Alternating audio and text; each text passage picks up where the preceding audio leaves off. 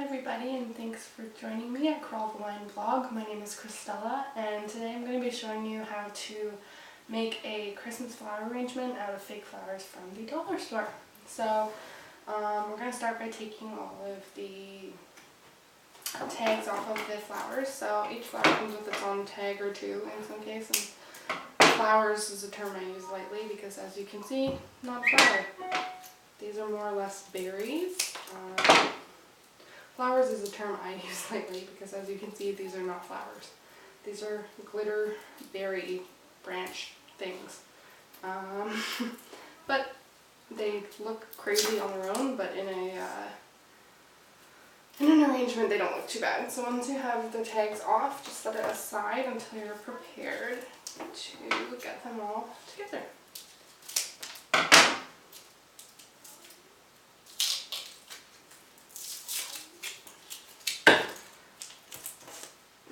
Now, I love shopping at the dollar store. That's why I write the dollar store diva column. But I think that there's still nothing compared to fresh flowers. But for someone who's on a budget, or someone who doesn't necessarily have the time to maintain flowers that cost a lot of money and are, need watering and care, general care, sometimes it's a good idea to go with the fake arrangement. Also, if you have small kids, a lot of real flowers can be poisonous or dangerous to their health, so it's good before you opt to buy some real flowers you find out which ones you're getting. So I'm almost done taking all of these. These ones are very sparkly. Now, one thing you want to do with dollar store flowers, because they're compressed in travel, is kind of make them a little bit more lively. Once again, not flowers. This is actually like a glitter branch. This is incredibly fake, but you know what? Sometimes fake works.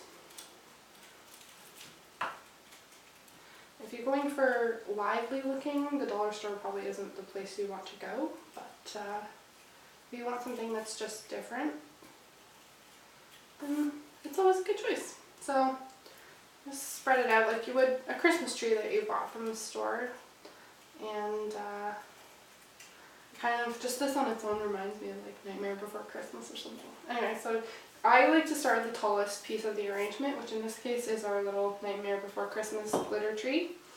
So you stick that in, and then you kind of build the arrangement around that piece. So up next, because we have two of these and they're the heaviest pieces of the arrangement, let's start with them. I don't know how much I can actually contort these guys, but I can try. As you can see, these snowy sprayed pine tree pieces are covered in this spray snow, and it is shedding everywhere. So I'll make sure to put this arrangement somewhere where my kids can't necessarily reach it. So these ones are a bit too short for the arrangement, but that's okay. You know what? You work with what you got. So I'm just kind of trying to manipulate it as best as I can. I'll have a big mess to clean up after, but that's okay because it's really cute when they're in. So put that. So these are kind of spreading. So as you can see, they'll be flanking the arrangement, if you will. This is our flower piece of the arrangement. I just got these nice white flowers. As you can see, I have a very white, neutral tone I'm going for this arrangement. What I really want to accomplish is having something that works with any decor scheme. And in my case, the decor scheme that I'm going with for Christmas is white, silver, tealy blue, and a touch of green. So this will work really well. Once again, spreading out the arrangement, fluffing the flowers. You know what, florists do this too, so they don't have wire in their arrangements, but you know what, they do. They have lots of kind of neat contraptions to make the flowers work with what they want them to do, as opposed to just what the flowers do themselves. So I lowered these two I've created sort of a bigger, more open arrangement than what had originally come in it. And then just slip it down in the front. I might have to push this sucker down a little. There we go. And the nice thing is if you kind of have to stuff everything into the arrangement, it's kind of neat. It's like a snow globe. All the snow from the inside's falling. It also makes it stay put a little bit more, so that looks good. This is a rather hefty pine cone piece. I'm going to stick kind of up in the top and the back here.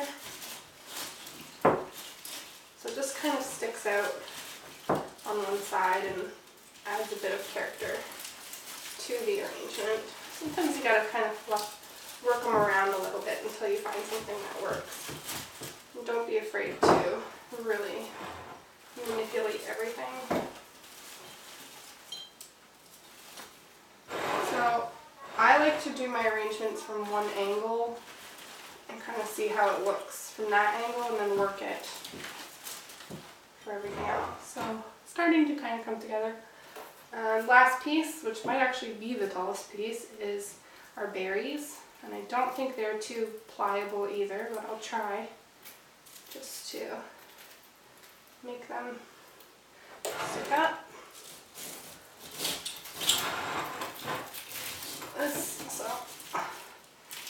I don't want two kind of sets of berries sticking out and touching each other, so I'm going to put these over on the opposite side of the pine cone so it kind of offsets, and then this one can be brought to the back a little bit and over to the side a little more. So it's just sort of an accent as opposed to the whole piece.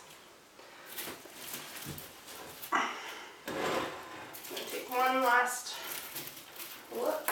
Oops, lost the ball. Never a good sign. I might even take this pine cone, put it down on the front more. Yeah, it's much better. Sometimes it's all about reconfiguring until you find something that really works with what you're trying to do. But I'm usually pretty happy with the end result. Anyway, so that is my Winter Wonderland Christmas arrangement. And anybody can do this at home if I can do it. Believe me.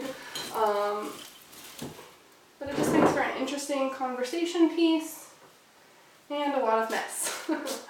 So anyway, I hope you enjoyed, and I'll see you back next time on Dollar Store Diva here at Crawl the Line. Bye.